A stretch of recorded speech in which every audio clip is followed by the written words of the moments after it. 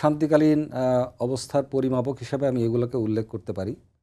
এখন যদি আমাদেরকে প্রশ্ন করা হয় যে যুদ্ধকালীন পরিস্থিতির জন্য আমরা কতটা প্রস্তুত?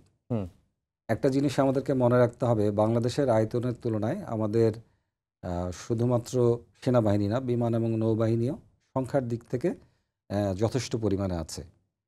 এবং আমরা সামরিক ভাষায় বলে থাকি যোগ্য ব্যক্তিত্ব, এই সংখ্যাটাও একটা কোয়ালিটি বা আ গুণাবলী বলে ধরা ধরা যায়। জি, যদি বাংলাদেশের ১,৫০,০০০ থেকে ২,০০,০০০ অভিজ্ঞ এবং যুদ্ধ পরিচালনায় সক্ষম সেনাবাহিনীর সদস্য থাকে, তাহলে এটাও আমাদের একটা বড় সক্ষমতা। তারপরে আসি আ আমাদের দেশের আসলে লক্ষ্যটা কি? আমরা জানি যে আমাদের যুদ্ধ নয় বা বৈরিতা শান্তি নয়, চাই। হ্যাঁ, শান্তিটাই হচ্ছে আমাদের লক্ষ্য।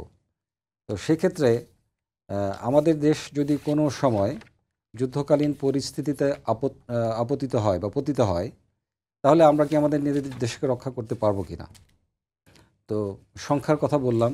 আমাদের বর্তমান যে সক্ষমতা আছে নিজের দেশেরকে রক্ষা করার ব্যাপারে আ আমি এবং সেনাবাহিনীর প্রায় সকল সদস্যই বলবে এই ব্যাপারে আমরা সক্ষম।